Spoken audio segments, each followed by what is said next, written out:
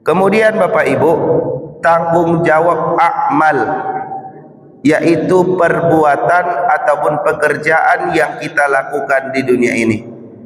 Bapak Ibu, apapun yang kita lakukan itu ada konsekuensi akhiratnya. Jangan kita merasa di dunia ini apa yang kita lakukan hanya sebatas tinggal di dunia ini. Tidak seperti itu.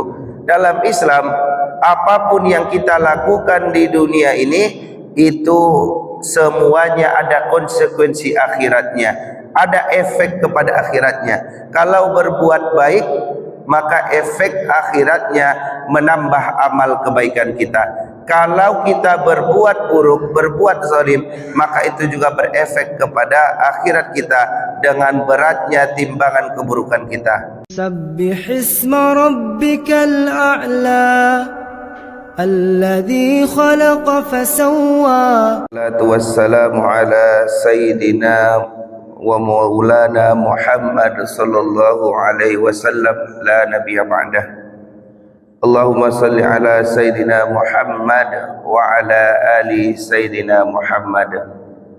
Subhanaka la ilma lana illa ma 'allamtana innaka antal alimul hakim. Bapak Ibu kaum muslimin dan muslimat yang dirahmati oleh Allah Subhanahu wa taala. Pertama, di awal pengajian kita, selayaknya kita sebagai hamba, kita mengawali dengan ucapan syukur alhamdulillahi rabbil alamin. Dengan nikmat Allah kita mampu beraktivitas, dengan nikmat Allah kita mampu melaksanakan ibadah, dengan nikmat Allah bisa kita menikmati kehidupan dan mempersiapkan akhirat kita.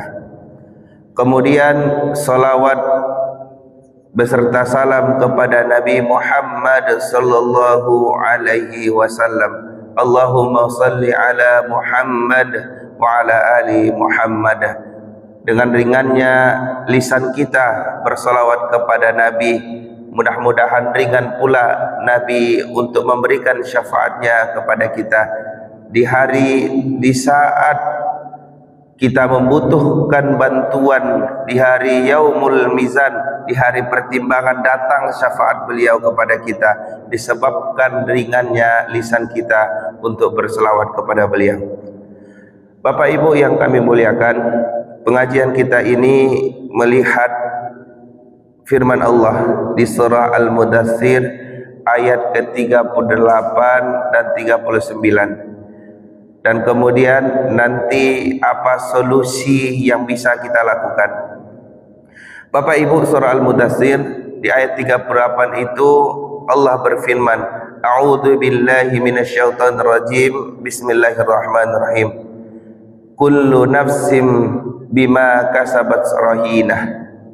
Ini adalah ayat yang tidak terlalu panjang. Kullu nafsim bima kasabat rahinah. Kullu dalam artian seluruh, nafsin diri. Jadi setiap diri, seluruh manusia, setiap orang, nafsim bima kasabat rahinah, dia akan bertanggung jawab terhadap apa yang dia lakukan. Artinya setiap kita Bapak Ibu memikul beban kita masing-masing nantinya di hadapan Allah Subhanahu wa taala. Setiap kita akan mempertanggungjawabkan tindak tanduk kita selama berada di dunia ini. Sekalau kita lihat Bapak Ibu, semisal permainan, ada skor-skor yang ditunjukkan oleh Allah nanti. Maka skor kebaikannya lebih tinggi, maka dia akan menang. Skornya lebih rendah, maka dia akan kalah. Bapak Ibu yang kami muliakan, ada beberapa hal yang akan kami lihat sehingga kita bisa menimbang di mana kekurangan kita.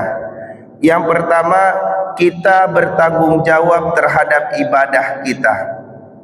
Bapak Ibu yang kami muliakan, Ibadah adalah sesuatu yang kita lakukan dan itu adalah tanggung jawab kita masing-masing.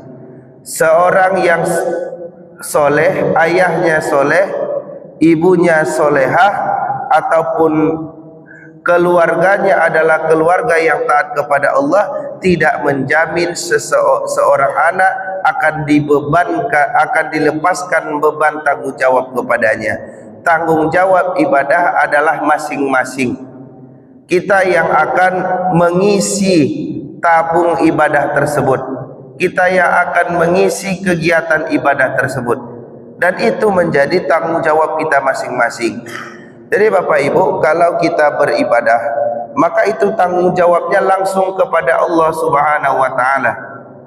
Dan tentu ada yang masih di bawah tanggungan kita, seperti anak-anak kita, keluarga kita yang belum sampai kepada mukallaf, yang belum sampai berakal sempurna, maka itu menjadi tanggung jawab kita. Tapi setelah dia balik, setelah dia dewasa, maka dosa ketika dia meninggalkan ibadah itu menjadi tanggung jawabnya. Maka perlu kita tekankan kepada diri kita dan keluarga kita, nak, setelah kamu nanti balik, maka dosamu, ibadahmu itu tanggung jawabmu sendiri. Bapak Ibu yang kami muliakan, kenapa kami sampaikan seperti itu? Karena banyak sekali di sekitar kita yang mungkin meresahkan kita, yang mungkin membuat kita risau, apalagi di bulan puasa nanti. Apabila kita pergi ke pasar Bapak Ibu, banyak penjual-penjual, pedagang-pedagang yang seolah-olah meremehkan puasa tersebut. Dia mudah saja merokok di tempat-tempat umum.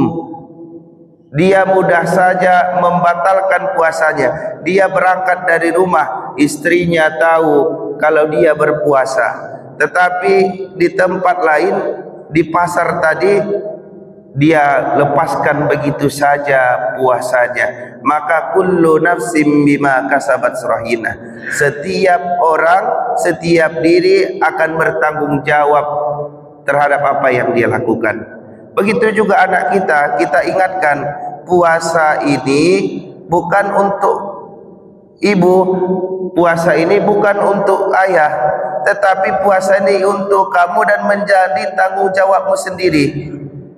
Jadi jangan sampai ada pemikiran anak-anak kita bahkan terbawa besar, dia puasa karena segan kepada orang tua.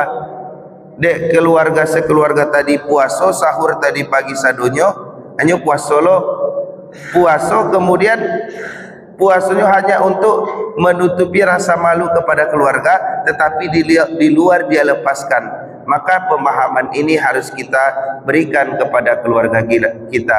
Kullu nafsim bima kasabat rahina. Kemudian juga terkait dengan ibadah salat. Maka salat ini juga tidak bisa diwakilkan kepada siapapun.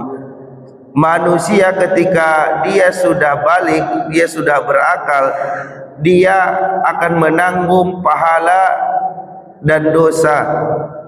Ketika dia melaksanakan ibadah solat, dia mendapatkan balasan dari Allah. Ketika dia meninggalkannya, dia juga mendapatkan balasan dosa. Maka Bapak Ibu, anak-anak kita, termasuk diri kita sendiri, harus kita ingatkan bahwa tanggung jawab melaksanakan ibadah solat adalah tanggung jawab masing-masing.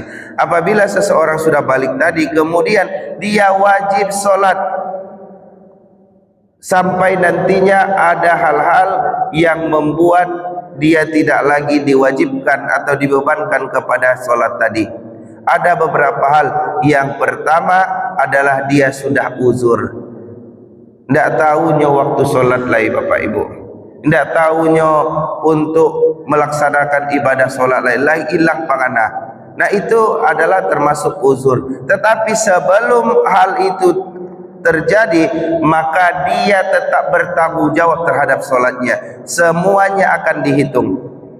Kemudian juga yang seseorang tidak lagi dibebankan oleh ibadah solat, apabila dia sudah meninggalkan dunia ini. Jadi tidak ada kata lelah, tidak ada kata untuk malas-malasan melaksanakan ibadah solat, karena itu menjadi tanggung jawab kita yang pertama di dunia ini. Bapak Ibu yang kami muliakan, mudah-mudahan ini kita sudah selesai. Tanggung jawab ibadah kita masing-masing harus kita laksanakan, karena ini sifatnya adalah wajib bagi setiap muslim. Kemudian Bapak Ibu, tanggung jawab amal, yaitu perbuatan ataupun pekerjaan yang kita lakukan di dunia ini. Bapak Ibu, apapun yang kita lakukan itu ada konsekuensi akhiratnya. Jangan kita merasa di dunia ini apa yang kita lakukan hanya sebatas tinggal di dunia ini. Tidak seperti itu. Dalam Islam, apapun yang kita lakukan di dunia ini itu semuanya ada konsekuensi akhiratnya, ada efek kepada akhiratnya. Kalau berbuat baik, maka efek akhiratnya menambah amal kebaikan kita. Kalau kita berbuat buruk, berbuat zalim, maka itu juga berefek kepada akhirat kita dengan beratnya timbangan keburukan kita. Maka kita harus perhatikan Bapak Ibu. Dan juga kenapa kami sampaikan ini, untuk memberikan ketenangan kepada hati kita, bahwa hari ini Bapak Ibu, kalau kita lihat kekacauan-kekacauan yang terjadi hari ini begitu luar biasa. Kenapa kami sampaikan seperti itu? Pejabat-pejabat kita, bahkan kalau Bapak Ibu mengikuti sosial media, sekarang pejabat kita memberikan bantuan sebesar 17 triliun.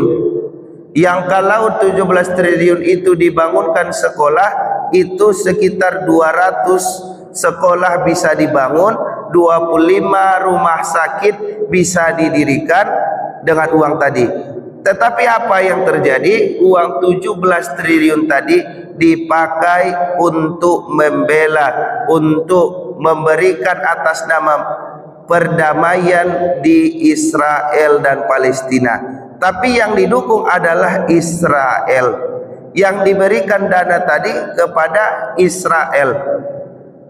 Na'udzubillah summa na'udzubillah. Itu akan membuat kekacauan hati kita.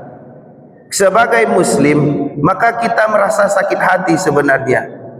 Kenapa uang sebanyak itu tidak dipergunakan untuk membantu masyarakat yang masih membutuhkan, tetapi uang itu dipergunakan untuk membela atas nama perdamaian, diberikan kepada negara atau kelompok yang sejatinya mereka sudah melakukan pembunuhan massal dari puluhan tahun lalu. Sudah bertahun-tahun mereka melakukan pembunuhan, maka kita sodorkan lagi uang sebesar 17 triliun Bapak Ibu. Maka risau, kesal hati kita. Maka kita ingat, kullu nafsim bima kasabat rahina. Maka setiap diri akan mempertanggungjawabkan terhadap apa yang dia lakukan. Kalau benar-benar itu untuk perdamaian, dan setelah ini Israel dan Palestina benar-benar berdamai, maka itu masih bisa kita maklumi. Tapi kalau uang tadi hasil pajak kita, hasil iuran kita dipergunakan untuk membunuh orang lain, maka kita berlepas diri dari hal tersebut. Maka dia akan bertanggung jawab terhadap pembunuhan tersebut, bertanggung jawab atas kejahatan tersebut apabila benar-benar kejahatan yang terjadi di balik itu. Kemudian kita lihat juga Bapak Ibu, pejabat-pejabat kita yang hari ini tidak memikirkan nasib rakyatnya sendiri. Mereka hanya sibuk dengan proyek-proyeknya, yang mana yang bisa saya ambil, mana yang bisa saya dapatkan keuntungan pribadi. Maka itu harus dihati-hatikan, bahwa kullu nafsim bima kasabat rahina, bahwa setiap diri akan bertanggung jawab. Karena kita resah Bapak Ibu, begitu mudah hari ini orang berbuat kemaksiatan. Kita resah, kita risau, begitu mudah orang melakukan kezoliman. maka semua itu, setiap diri yang melakukan kebaikan maupun keburukan itu akan mempertanggungjawabkan di akhirat nanti. Kemudian juga dalam lingkup kecil, setiap orang tua, setiap ayah yang bertanggung jawab terhadap keluarganya, maka itu akan menjadi nilai ibadah bagi dirinya. Dengan apa? Dengan dia berikhtiar mencari nafkah kepada keluarganya. Bapak Ibu yang kami muliakan, kemudian yang ketiga yang akan kita pertanggungjawabkan adalah keberpihakan kita. Bapak Ibu yang kami muliakan, ini sangat penting, ini sangat perlu kita perhatikan. Keberpihakan seseorang itu juga menentukan arah nantinya, siapa yang dia dukung, kezalimankah atau kebaikan, kebenaran atau kebatilan. Dia suka melihat kezaliman atau dia suka melihat kebenaran, dia mendukung kezaliman atau mendukung kebenaran. Maka keberpihakan pun akan dipertanggungjawabkan nanti Bapak Ibu. Semisal Bapak Ibu kita lihat hari ini kasus di Israel dan Palestina ini tidak pernah berakhir kita lihat.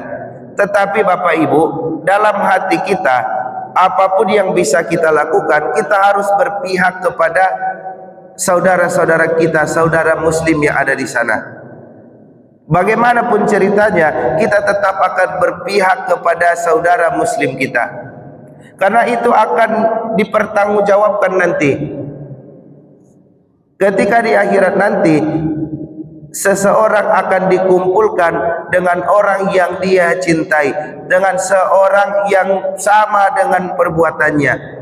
Maka kita berharap kita dikumpulkan dengan saudara-saudara muslim kita nanti di akhirat, saudara-saudara Palestina kita yang memperjuangkan tanah air mereka, yang memperjuangkan salah satu masjid yang bersejarah di dunia, yaitu Baitul Maqdis. Bapak Ibu yang kami muliakan, maka tiga ini harus kita perhatikan. Ini adalah sesuatu yang harus kita pertanggungjawabkan selama kita di dunia, dan efeknya, akibatnya akan kita lihat di akhirat nanti. Pertama adalah ibadah kita, kemudian yang kedua amal kita, perbuatan kita, dan yang ketiga adalah keberpihakan kita, kezaliman atau kebaikan. Bapak Ibu yang kami muliakan, kemudian juga kita lihat di surah Al-Baqarah di ayat 286 atau ayat terakhir, la yukallifullahu nafsan illa wus'aha. Allah tidak membebankan kepada seseorang kecuali apa yang sudah dia usahakan. Artinya ibadah kita pertanggungjawabkan, tetapi tetap kita serahkan kepada Allah. Ya Allah, ini yang bisa saya lakukan, ya Allah, ini yang bisa saya laksanakan. Begitu juga amal kita, begitu juga amal kita. Ya Allah, saya sudah berusaha mencari nafkah anak istri saya. Ya Allah, saya sudah berusaha menjadi ibu yang baik. La yukallifullahu nafsan illa wus'aha, laha ma kasabat wa 'alaiha maktasabat. Dan kepada mereka apa yang mereka usahakan, dan bagi mereka dan baginya siksa terhadap apa yang mereka lakukan. Kemudian ini yang menjadi doanya, Rabbana la tu'akhidna in nasina aw akhtana, Rabbana wa la tuhammilna ma la isran kama hamaltahu 'alal ladzina min qablina, Rabbana wa la tuhammilna ma la taqata lana bih, sampai akhir ayat. Maka doa itu sering kita doakan, atau beberapa kali kita doakan di waktu-waktu yang mustajab. Kenapa Bapak Ibu? Doa itu adalah memohon kepada Allah. Kalau saya ada salah, kalau saya ada kekhilafan, saya lupa terhadap tanggung jawab saya, maka waghfir lana warhamna anta maulana fansurna 'alal qaumil kafirin. Ampuni kami atas kesalahan, kekhilafan, apa yang kami lupakan terhadap tanggung jawab kami. Warhamna, dan rahmatilah kami. Bapak Ibu yang kami muliakan, mudah-mudahan ada yang bisa kita ambil manfaatnya, dan tentu kita sadari tanggung jawab kita masing-masing di atas dunia ini. Terima kasih. Assalamualaikum warahmatullahi wabarakatuh.